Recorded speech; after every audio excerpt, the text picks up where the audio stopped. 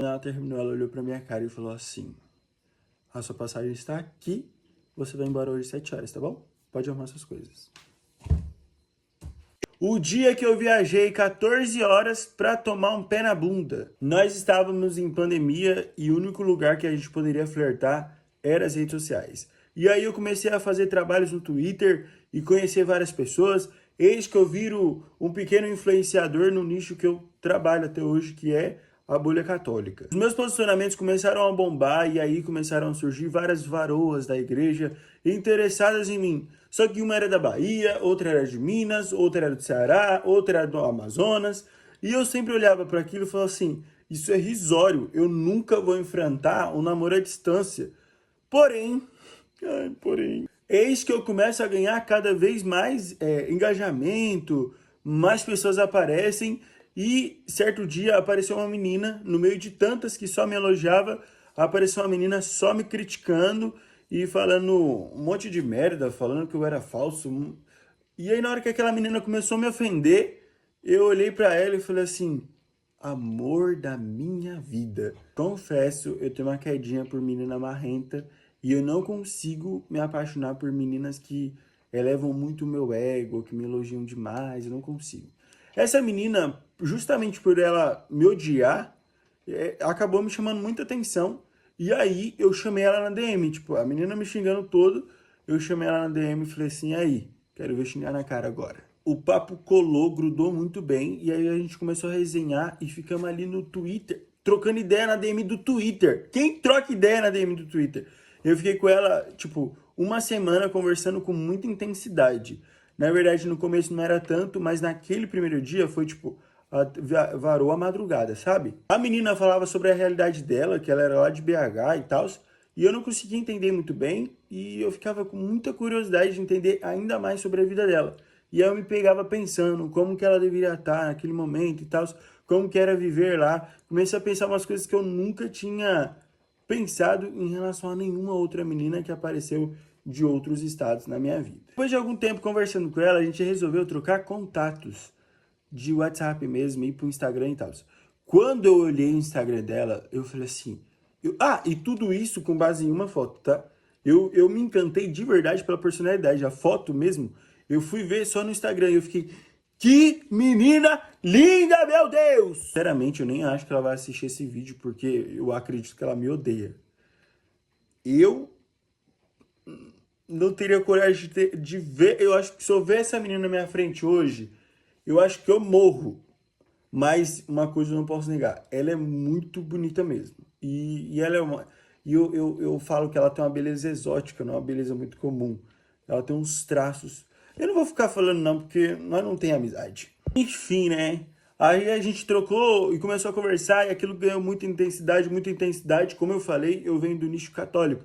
Então logo a gente já começou a rezar juntos por videochamada. E aí aquelas videochamadas começou a ganhar mais tempo.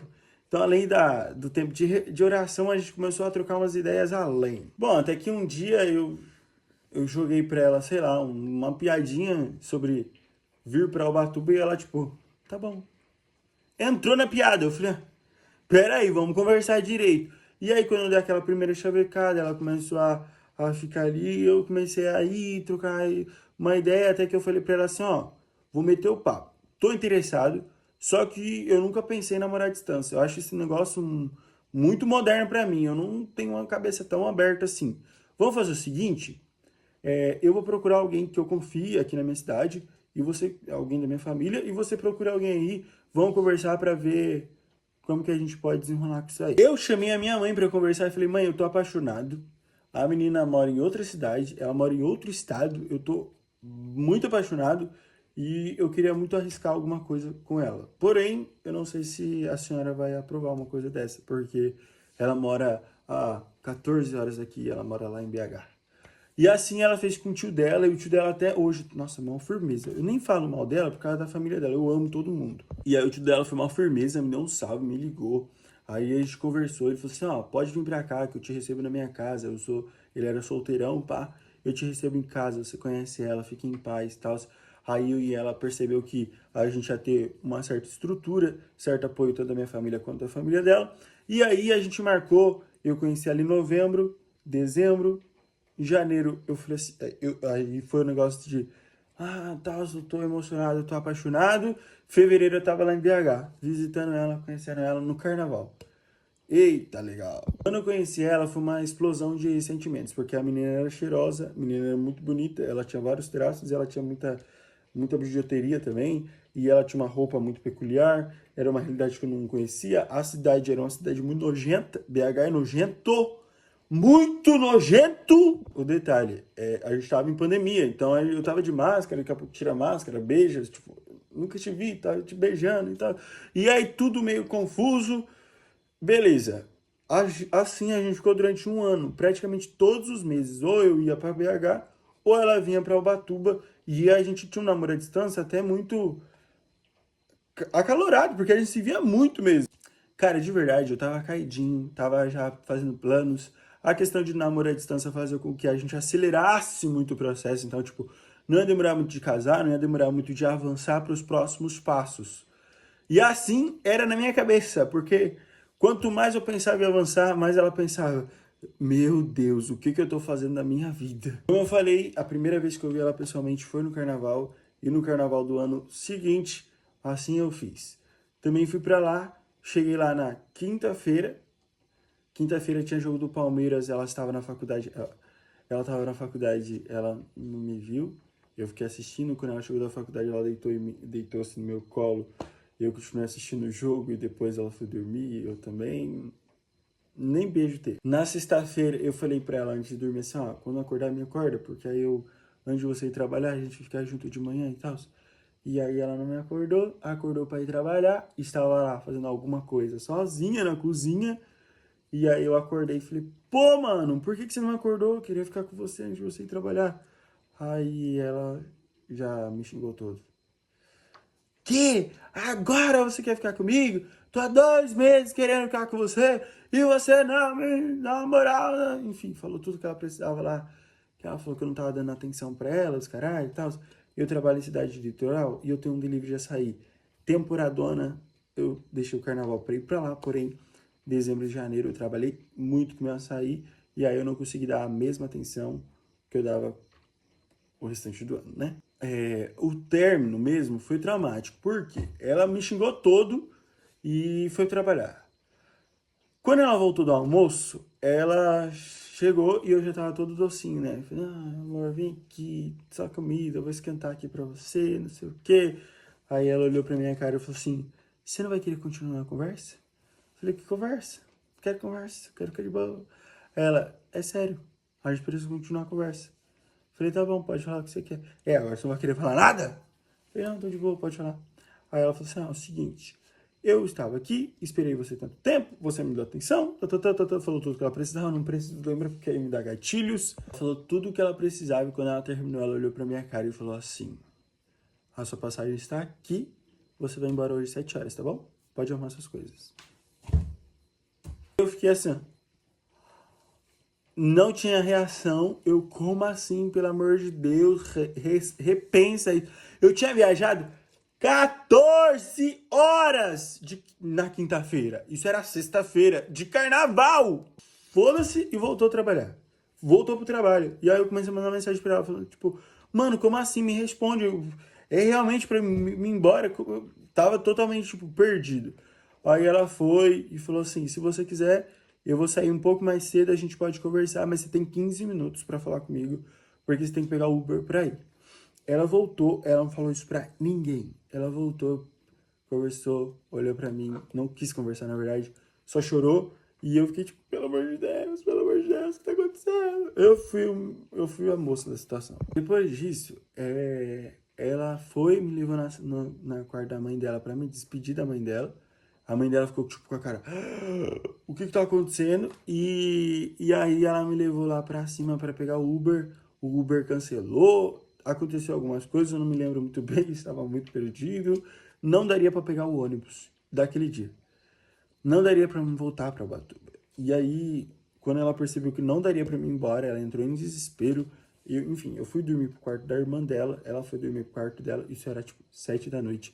E a casa inteira dela morreu, porque todo mundo entrou pro quarto, fechou e falou, tipo, A mãe dela não sabia o que fazer, ela não sabia o que fazer, eu não sabia o que fazer. Tava todo mundo, tipo, ninguém queria estar naquela situação. Um dia acordou, ela ainda tava num ódio comigo, assim, ela não queria conversar. E no outro dia não tinha ônibus. E no outro dia ainda tinha o casamento da amiga dela. Ah, o casamento da amiga dela é o outro surto que não vou contar hoje, porque também é, tipo, aterrorizante. E aí, beleza, passou sexta, sábado, domingo. No domingo ela acordou um anjo em relação aos outros dias. No domingo ela acordou, me chamou para tomar café, tomamos café, conversamos e passamos o dia juntos na casa dos avós dela. Ela me levou para casa dos avós dela, meio que um tom de despedida. Não tinha passagens para mim vir para Ubatuba. Provavelmente naquele domingo eu conseguiria ir embora no domingo. A gente tentaria ainda. E ela começou, tipo, durante o dia inteiro, falar, não, calma, a gente resolve daqui a pouco, a gente resolve daqui a pouco. E meio que me levou para me despedir da família dela lá em BH. A gente passou o dia inteiro em muita harmonia, com muito respeito, em muito contato e até meio de casal, assim, sabe? Nossa, dá até um negócio assim, só de lembrar disso. Depois, assim, desse domingo inteiro, no domingo, quando deu ali por volta das 2, 3 da tarde, que era tipo, eu preciso ir embora, eu preciso pegar minhas coisas e ir embora. Eu já tava, tipo, desse tom, eu preciso ir embora. Ela olhou e falou assim, fica.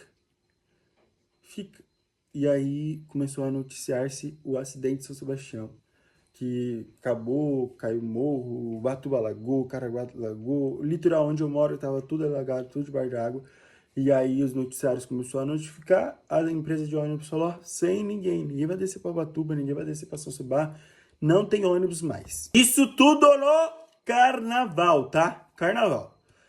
E aí eu olhei pra cara dela e disse assim, agora, como que eu faço pra ir embora? Eu preciso ir embora, não dá pra continuar aqui. Aí ela olhou e falou assim, ó, fica, vai ficar tudo bem. Eu acho que foi quando entrou um pouco de compaixão no coração dela e ela estava mais suscetível a diálogos. Eu falei, então já que eu vou ficar, ela estava de folga nos próximos dias, né? Falei assim, então a gente vamos ver o que a gente faz aí amanhã e tal. Segunda-feira, eu levei ela, tipo, falei, vamos num shopping. Aí a gente foi num shopping, ficamos sozinhos. Na terça-feira, vamos em tal lugar. Também saímos, tipo, a gente, mano, vamos, tá aí, né, mano? Vou fazer o quê? A gente vai ter que conviver. E a gente até. Que horror. Na quarta-feira, a gente já tava muito de boas. Muito de boas. E quarta-feira apareceu a oportunidade de eu vir embora. Uma passagem extremamente cara, mas assim, eu não tava vendo mais preço. Eu só precisava vir embora. E a minha mãe sabia desde o começo tudo o que acontecia. Minha mãe chorava, eu fiquei sabendo, né? Que minha mãe tava chorando aqui, que minha mãe fazia de tudo para mim, queria fazer, dar um jeito de ir lá me buscar e um monte de coisa. Minha mãe estava desesperada. E ninguém aqui tava dando moral para minha mãe, porque falou assim: quem se enfiou nesta merda foi o Jaime. Então o Jaime agora arca com as consequências. Aí eu sei que na quarta-feira ela me pediu pra ficar. Falou que se eu quisesse ficar o restante da semana, ela estaria de folga e a gente poderia ver alguma coisa, tipo, sei lá. Mas ela deixou muito claro que não voltaria. Mas talvez, ficou meio uma coisa meio uma chantagem emocional. E aí naquele dia eu olhei pra ela e falei assim, olha, a minha mãe, eu tô indo embora por mim e pela minha mãe. Agora são essas as minhas prioridades. E aí eu decidi na quarta-feira vir embora mesmo, assim, tipo, não tava, mas também seria muito otário de ficar, né? A humilhação não foi pouco e a humilhação não parou aí, porque depois que eu voltei para Ubatuba, eu estava de férias, eu peguei 20 dias para ficar na casa dela. Eu fiquei 5, sei lá, foi foi de quinta a quarta, 6 dias, e eu tinha mais 14 dias de férias. Passei 14 dias na cama e chorando leite derramado pra ela lá em BH, tentando dar um jeito de voltar. Isso não durou só 14 dias, isso durou quase 3 meses, me humilhando, até que em determinado dia ela me humilhou mesmo. E aí um dia ela, tipo, olhou pra mim e falou umas coisas muito absurdas em relação à minha fé. E aí naquele dia eu falei assim, então a partir daqui sou o Jaime Santiago e aqui a gente vai falar sobre relacionamento. Eu vou contar o meu histórico. Eu já falei que eu fui traído, agora eu tô contando que eu tive namoro à distância, que eu tomei o pé na bunda.